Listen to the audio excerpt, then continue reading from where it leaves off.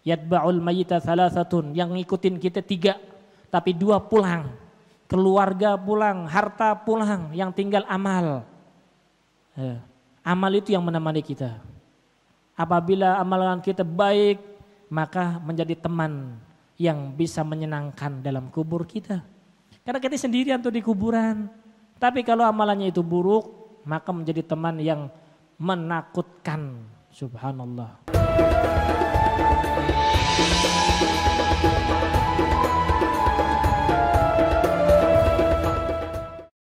Karunia Allah subhanahu wa ta'ala yang diberikan kepada umat Rasulullah, meskipun hanya 5 waktu, namun 5 waktu tersebut mendapatkan pahala 50 waktu. Al-hasanatu bi'asyri amthaliha. Satu kebaikan ya dibalas dengan 10 kebaikan. Kalau 1 waktu dibalas 10. 5 waktu berarti mendapatkan pahala 50 waktu dari Allah subhanahu wa ta'ala. Berkat Sayyidina Musa alaihi salam. Ini menunjukkan bahwasanya orang yang telah meninggal dunia itu bisa memberikan manfaat kepada orang yang hidup. Contohnya Sayyidina Musa, beliau telah meninggal dunia, namun beliau bisa memberikan manfaat kepada semua umat Rasulullah sehingga mendapatkan kemudahan, keringanan dari Allah subhanahu wa ta'ala yang tadinya harus 50 waktu mendapatkan 5 waktu. Sehingga ini menunjukkan bahwasanya orang yang telah meninggal dunia bisa memberikan syafaat, bisa memberikan pertolongan kepada orang yang masih hidup, yaitu kita. Kita berkat Nabi Musa. Makanya Rasulullah SAW ketika melihat orang-orang Yahudi berpuasa di hari Asyura, maka Rasulullah SAW bertanya kepada mereka, wahai orang-orang Yahudi, kenapa kalian berpuasa di hari Asyura?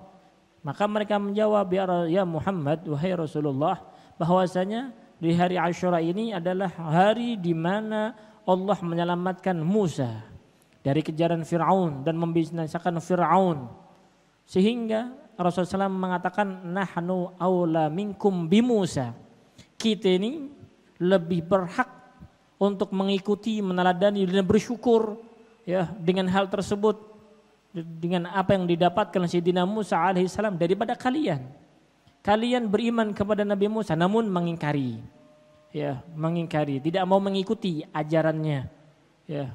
Sedangkan kita beriman kepada semua para nabi, beriman dengan semua para rasul, sehingga Sayyidina Musa kita imani juga. Beriman kepada Sayyidina Musa bahwa beliau adalah Rasulullah, utusannya Allah subhanahu wa ta'ala. Sehingga kita lebih berhak daripada orang-orang Yahudi tersebut. Nah, di dalam Isra wal Mi'raj tersebut mendapatkan daripada kemuliaan dari Allah subhanahu wa ta'ala, yaitu Mi'raj Rasulullah SAW. Ya, diperjalankan kemudian dipanggil oleh Allah subhanahu wa ta'ala sehingga bertemu dengan Allah subhanahu wa ta'ala bi ghairi kaifin, tanpa ada kata bagaimana. Ya, tidak bisa dilukiskan dengan kata-kata. Jadi hingga akal kita enggak sampai. Ya. Yang wajib kita imani bahwasanya Allah subhanahu wa ta'ala memperjalankan Rasulullah dan memi'rajkan Rasulullah sehingga bertemu dengan Allah subhanahu wa ta'ala dan diberikan kewajiban sholat 5 waktu. Nah, sholat 5 waktu tersebut wajib kita jaga. Nah, tata caranya sudah diajarkan daripada dalam kitab ini Fathul Ilah bima yajibu 'alal 'abdi li maulah yang dikarang oleh Habib Muhammad bin Husain bin Abdullah bin Syekh Al-Habsyi. Dalam pertemuan yang lalu sudah dijelaskan bagaimana tata cara sholat dengan benar. Oleh karena itu, setelah kita mengetahui tata cara sholatnya, ya maka jalankan dengan sebenar-benarnya. Jangan sampai ditinggalkan, jangan sampai diteledorkan daripada sholat tersebut. Ma bin nas illa sholatuhum. Apa yang menimpa daripada manusia adalah sebab sholatnya. Ya, apabila sholatnya benar, maka yang lain akan benar. Kalau sholatnya yang asal-asalan, maka yang lain juga asal-asalan juga. Begitu. Kemudian di dalam sholat yang perlu kita fahami, ada rukunnya. Rukun sholat yang wajib ada di dalam sholat. Kemudian ada syaratnya yang wajib ditunaikan, diadakan sebelum kita sholat. Syarat sholat dan rukun sholat. Kemudian ada beberapa hal yang memang yang perlu kita baca, kita adakan dalam sholat kita, zikir-zikirnya. Karena memang sholat itu adalah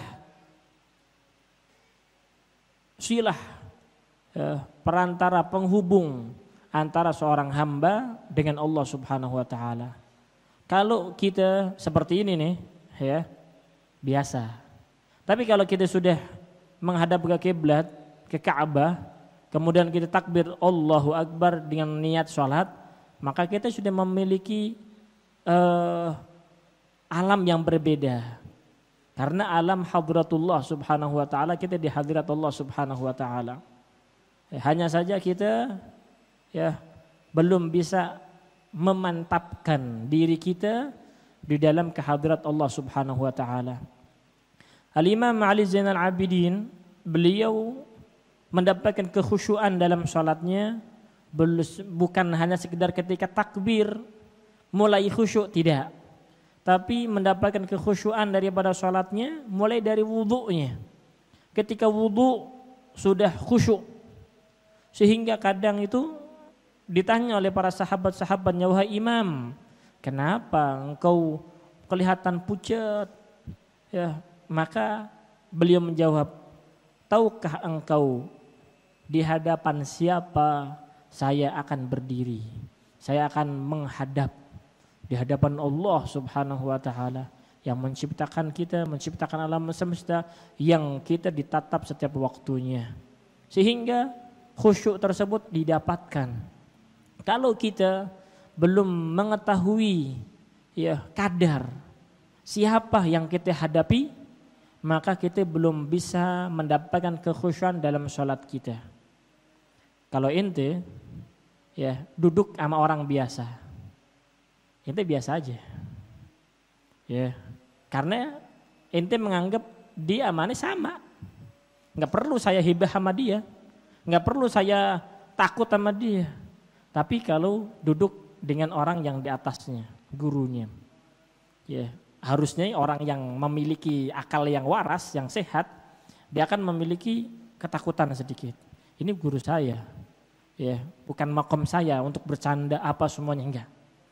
Sehingga agak sedikit takut hibah dengan dia. Kemudian di atasnya lagi saumpama, dengan orang-orang yang memang memiliki derajat yang lebih tinggi, kita duduk segan. Kenapa? Karena kita tahu derajatnya dia. Nah, kita sama Allah Subhanahu wa taala pun seperti itu. Kalau kita belum tahu, belum sadar dengan keagungan Allah Subhanahu wa taala, siapa yang kita hadapi, yang kita bermunajat kepadanya, karena kita nggak tahu, nggak paham, biasa-biasa aja salat kita.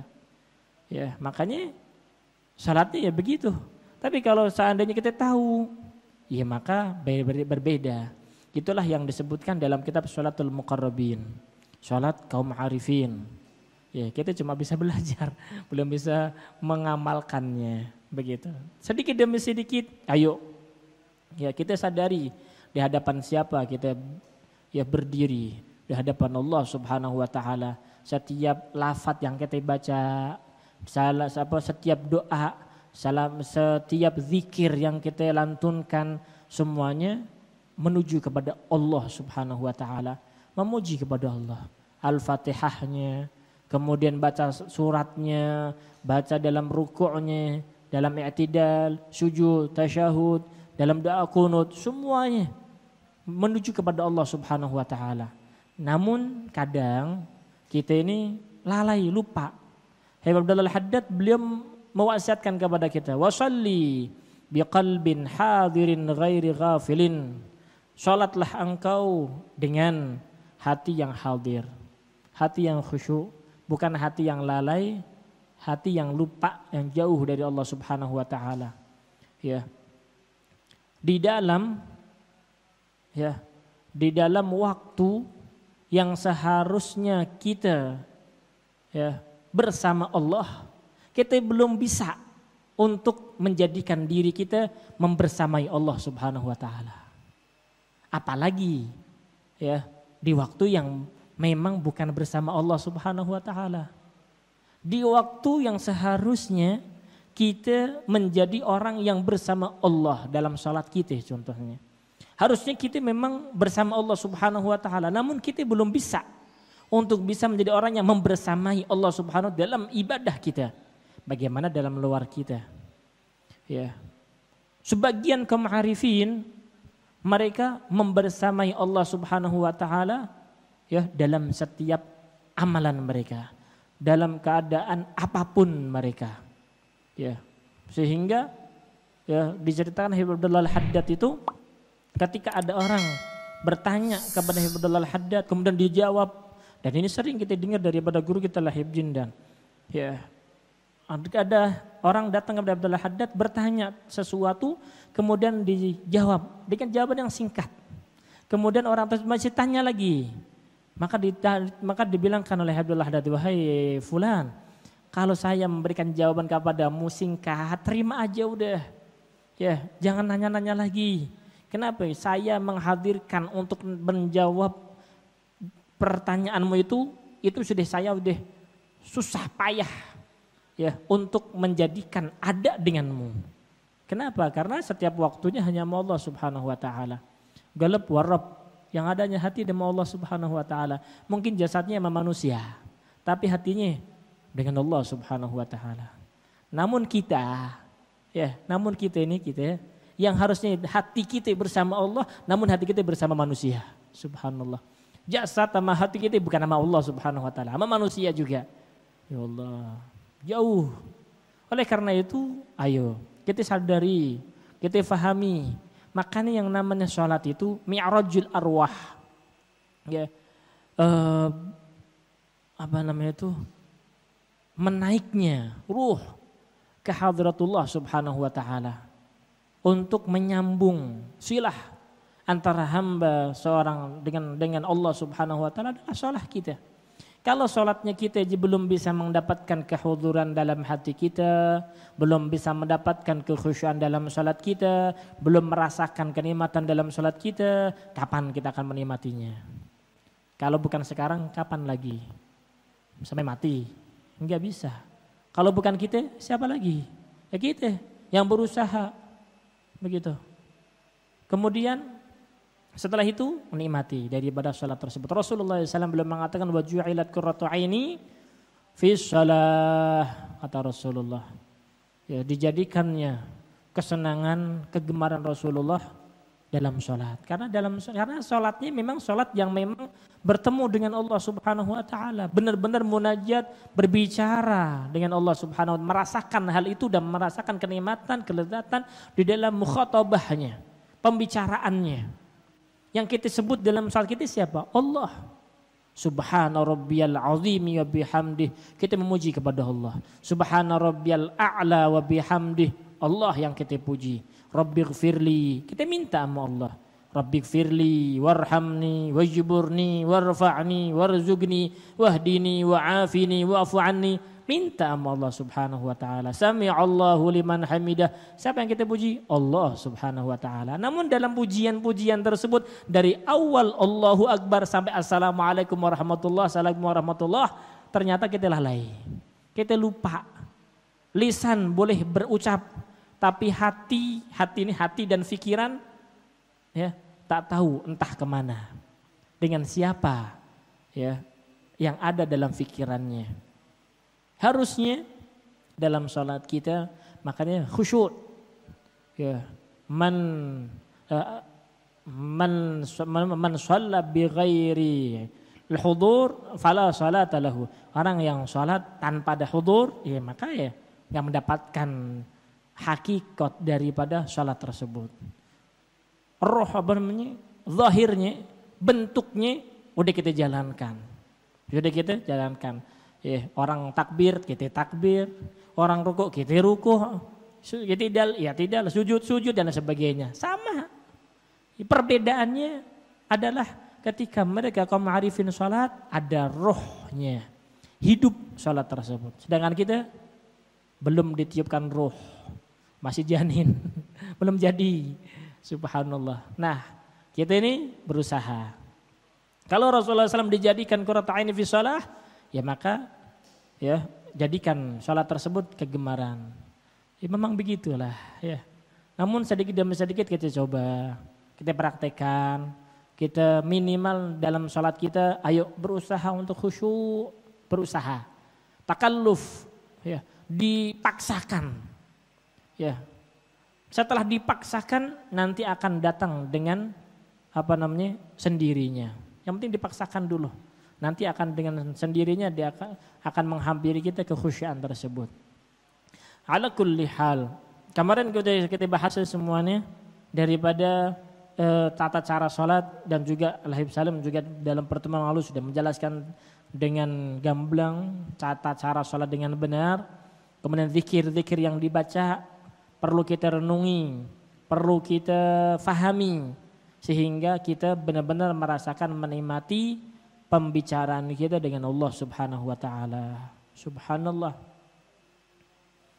Ya, semuanya komplit nih dalam sholat kita. Zikir, tasbih, takbir, hamdalah, semuanya ada. Doa, subhanallah, ada semuanya. Subhanallah. Inna sholata tanha 'anil fahsya'i wal munkar. Salat itu kalau dilakukan dengan benar maka akan mencegah seseorang daripada perbuatan yang keji dan perbuatan yang mungkar. Kalau ada orang bertanya, saya sholat tapi saya masih maksiat, ya saya sholat tapi masih maksiat juga. Coba diperhatikan, berarti kamu belum sholat. Tapi aneh sholat, iya sholat inti bukan hanya sekedar sholat, ya. Ente cuma ngikut-ngikut orang sholat. Ente belum sholat. Kalau ente sholat dengan benar, maka sholat itu yang akan mencegah dirimu daripada perbuatan yang tidak baik, perbuatan yang keji, perbuatan yang mungkar, sehingga bisa dicegah karena ada sholat. Sholat itu bukan hanya dalam sholat Allahu Akbar sampai Assalamualaikum, namun yang dimaksud sholat itu wahum fi sholatihim daimun, selalu di dalam sholat, selalu di hadapan Allah Subhanahu wa taala. Kemudian wa ahussukum ala sholati. Nah, ini fasal yang selanjutnya setelah sholat. Ya.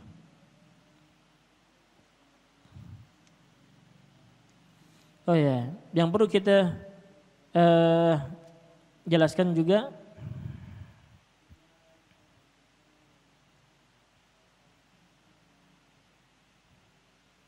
di dalam tasyahud akhir ada doa yang perlu kita baca, yang perlu kita hafalkan, yang setelah dihafalin dibaca dan direnungkan makna dan artinya. Apa itu? Allahumma inni a'udzubika min adzabi jahannam wa min adzabil qabri wa min syarri fitnatil mahya wal mamat wa min syarri fitnatil masihid dajjal wa minal maghrami wal ma'thami. Allahumma firli ma qaddamtu wa ma akhartu wa ma asrartu wa ma alantu wa ma asraftu wa ma anta alamu bihi minni antal muqaddim wa antal muakhir la ilaha illa anta. Ini yang perlu kita baca. Rasulullah SAW mewasiatkan untuk membacanya.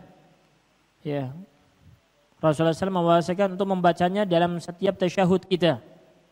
Jangan sampai dilupakan. Ya.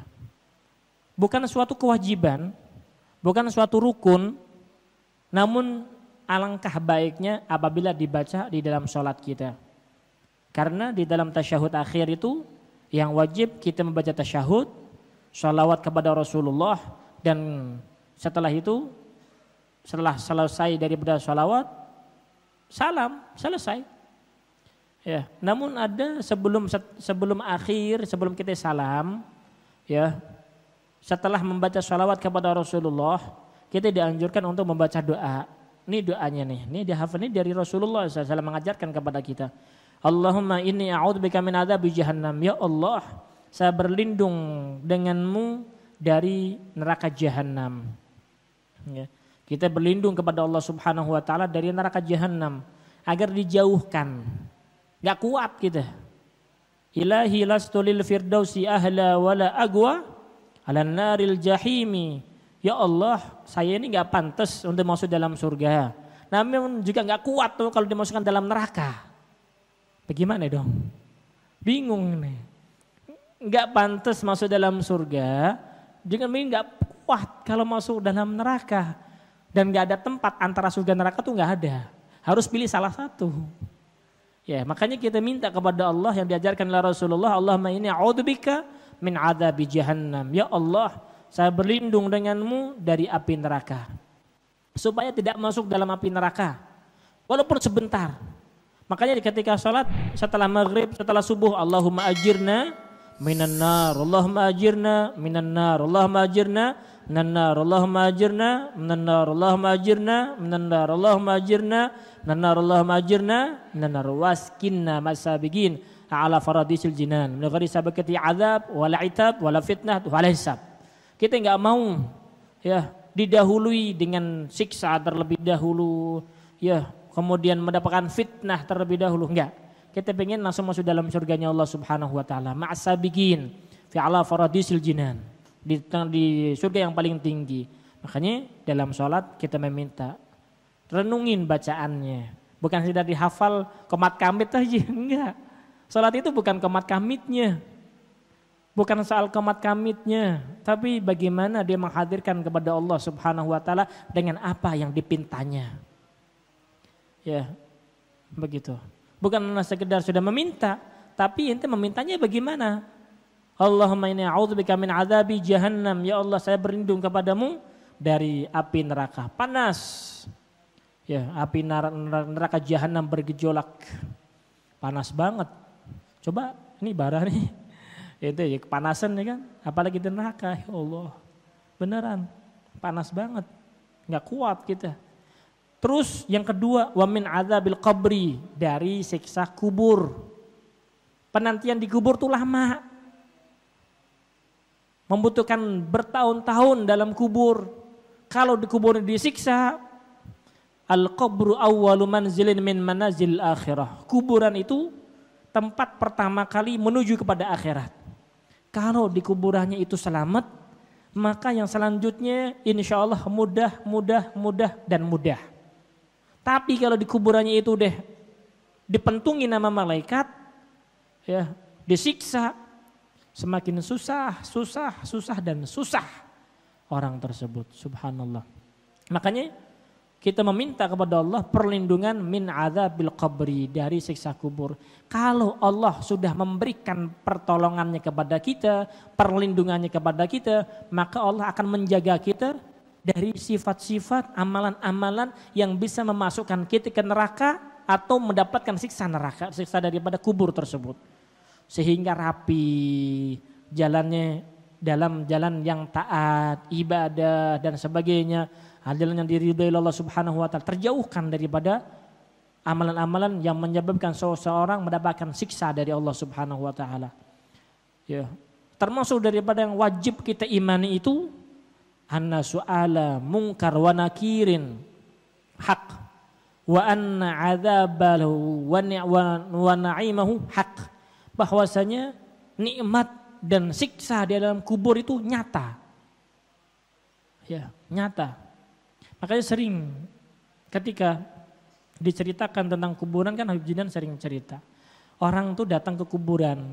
Semuanya kita datang ke kuburan ya. Diantar ke kuburan, dimasukin dalam lubang, ditinggal sendirian. Ya, ada yang nemenin kita? Enggak ada yang mau nemenin kita. Ya, yatba'ul mayyita thalathatun, yang ngikutin kita 3, tapi 2 pulang. Keluarga pulang, harta pulang, yang tinggal amal. Ya, amal itu yang menemani kita. Apabila amalan kita baik, maka menjadi teman yang bisa menyenangkan dalam kubur kita. Karena kita sendirian tuh di kuburan. Tapi kalau amalannya itu buruk, maka menjadi teman yang menakutkan. Subhanallah. Nah, di kubur sendirian, kita semuanya nih akan masuk tanpa terkecuali. Kemudian di situ penantian lama banget. Lama penantian tersebut. Subhanallah. Orang yang datang ke kuburan itu sama seperti orang yang baru datang dari jauh. Kalau orang mukmin datangnya itu seperti anak yang dari jauh lama nggak pulang ketemu ibunya. Kangen ibunya. Dipeluk dengan penuh cinta dan kasih sayang. Pelukan hangat. Tapi kalau seandainya orang itu nggak baik, maka bumi juga memeluknya. Tapi meluk dengan kasar, siksa. Sehingga ini iga nih satu sama lain seperti ini. Ya, tashbih seperti ini. Sakit badan kita, subhanallah.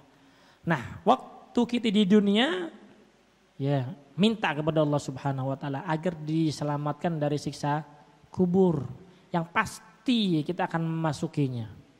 Masuk ya. Kuburan. Pilih kuburan mana apa kuburan ini. Begitu. Ada kuburannya udah siap. Ya, makanya Rasulullah mengatakan kepada kita zurul kubur, ziarahin kuburan, lihat tuh kuburan. Ya, ambil pelajaran bahwasanya orang yang dikubur nggak bangun lagi. Ya, kemudian engkau juga akan masuk ke dalamnya, nggak akan bisa kembali lagi. Setelah itu hati-hati kuburan, ada siksa, ada nikmat. Begitu, subhanallah. Dan berlindung min adzabil qabri dari siksa kubur, Ya. Wa min syarri fitnatil mahya wal mamat dan dari buruknya fitnah kehidupan dan kematian. Subhanallah. Hidup ada fitnahnya. Mati ada fitnahnya. Hidup memang tempatnya. Tempat fitnah, bala, musibah.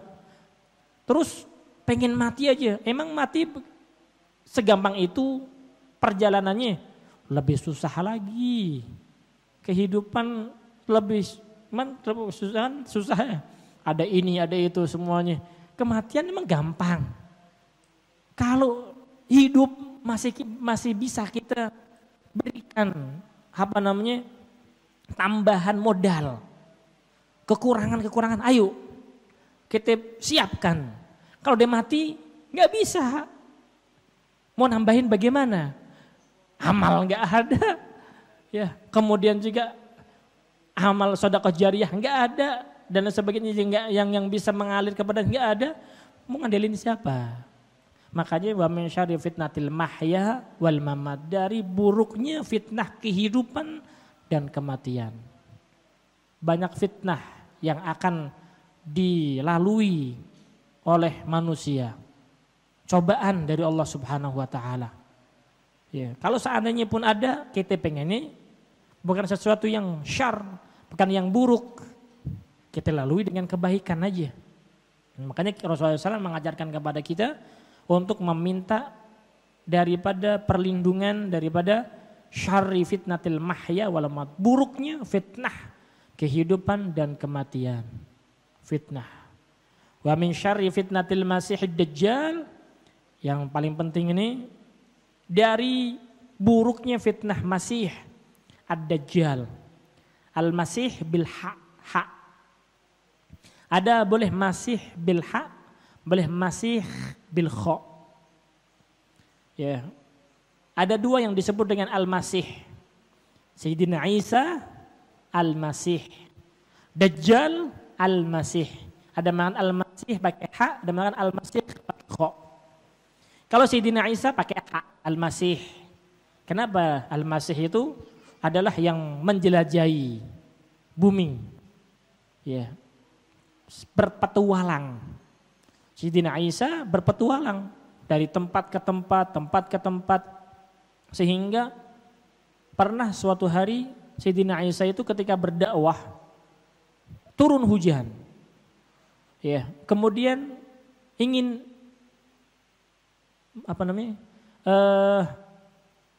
berteduh di ada gua di situ. Ketika di situ ada gua, mau masuk ada singa. Ya.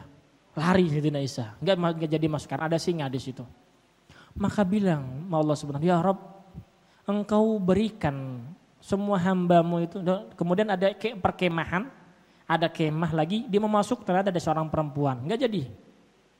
Dia bilang kepada Allah, ya Allah, Engkau jadikan semua hambamu punya penginapan, sedangkan saya enggak punya. Apa kata Allah Subhanahu wa taala? Ya Isa, penginapan buat mereka ahlu dunia, sedangkan orang-orang yang aku cintai ya akan kuberikan yang lebih nikmat daripada itu. Bukan kalau pengen hanya sekedar tempat berteduh aja, itu orang biasa. Tapi Sayyidina Isa diberikan lebih daripada itu. Subhanallah. Intinya Al-Masih pakai hak, Sayyidina Isa Al-Masih pakai hak. Tapi kalau Dajjal boleh pakai hak, boleh pakai kha, Dajjal. Kenapa Al-Masih, Dajjal Al-Masih? Karena memang Dajjal itu pelancong. Atau pelancong? Penjelajah. Melewati lembah. Lewati lembah. Kemudian naik gunung, lewati lembah, nyebrang lautan, semuanya tempat didatengin sama Dajjal, sehingga namanya Masih. Kemanapun berjalan, tempat-tempat didatangi oleh Dajjal. Penduduk bumi, ya semuanya ini tempat ketika Dajjal itu turun, maka tidak ada satupun tempat yang tidak dilalui oleh Dajjal, terkecuali kota Mekah dan kota Madinah. Ada yang mengatakan Yaman, Hadramut.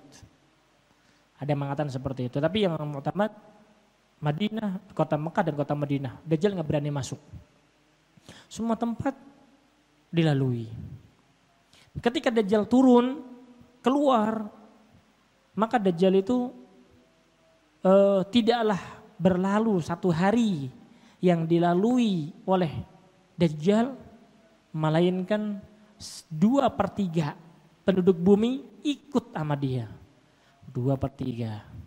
Orang-orang yang beriman kemana? Orang-orang beriman pergi ngumpet ke gunung, ya tempat-tempat yang jauh, sehingga tidak mendapatkan daripada makanan. Apa yang makanannya mereka? Makanan mereka tasbih. Subhanallah, subhanallah. Salatnya dia, zikirnya dia, itu yang membuat energi dalam badannya dia, kehidupannya dia masih bisa hidup. Ya. Karena dalam keadaan yang susah, sebelum datangnya Dajjal, itu Allah Subhanahu wa taala bilang kepada bumi, wahai bumi, ya, sepertiga di tahun pertama, sepertiga darimu jangan ditumbuhkan. Wahai langit, kurangi daripada turunnya hujan. Kemudian tahun kedua 2/3-nya.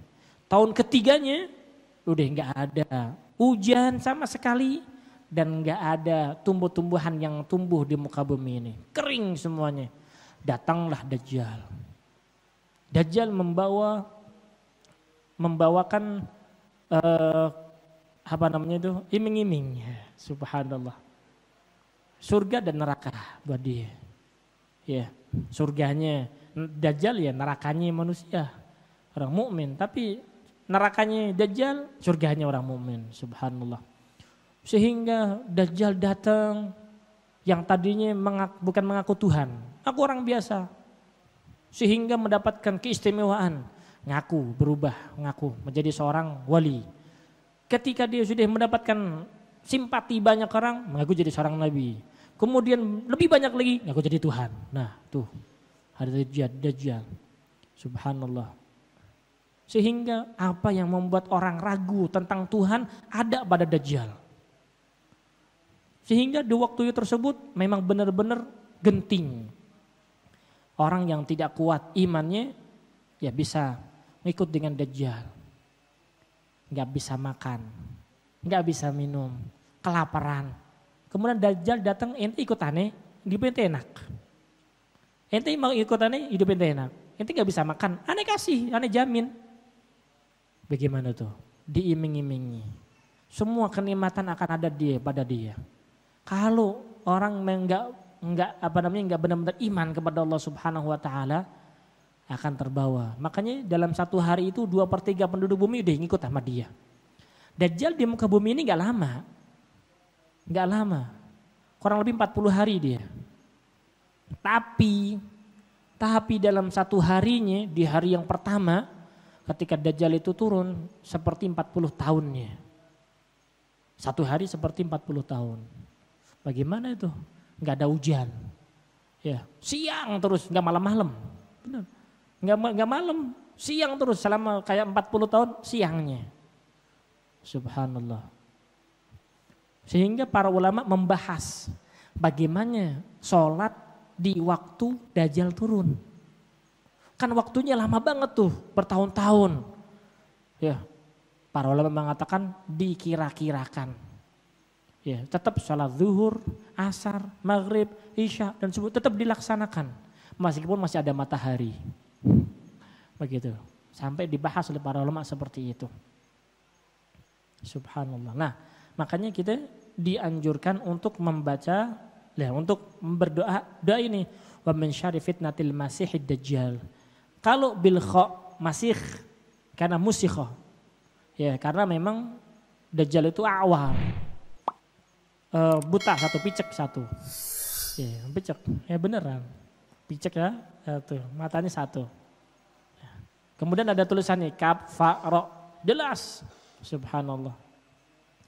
Nah, termasuk daripada yang perlu kita amalkan itu membaca surat Al-Kahfi. Al-Kahfi. Ya. Al-Kahfi itu kan Al-Kahfi. Makanya dianjurkan dibaca di malam Jumat. Di hari Jumat. Bahkan kalau seandainya bisa setiap malam dibaca 10 ayat pertama dan 10 ayat terakhir. Supaya dijaga dari fitnah Dajjal. Kalau Dajjal itu turun dia selamat. Namanya Al-Kahfi. Itu Al-Kahfi artinya goa. Goa itu buat apa? Berlindung. Jadi orang yang membaca surat Al-Kahfi terus menerus diamalkan, maka akan mendapatkan keamanan dari Allah Subhanahu wa taala dari fitnah Dajjal yang sangat dahsyat.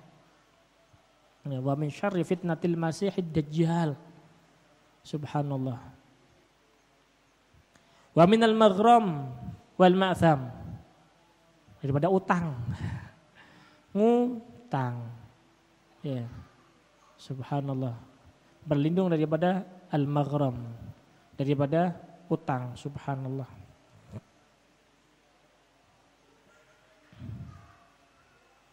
Karena kalau orang ngutang itu suka bohong. Makanya kita berlindung daripada ngutang. Ya, udah punya duit untuk bayar, bilangnya belum punya duit. Ya, belum punya. Begitu. Ditagih lebih kasar daripada kita. Ya Allah, begitu. Makanya berlindung daripada ngutang, daripada dosa, daripada melakukan kemaksiatan. Allah maghfirli ma qaddamtu. Ya Allah ampunkan kepadaku apa yang aku lakukan. Yang telah aku lakukan. Ya. Maghfirli ma qaddamtu. Wa ma akhartu.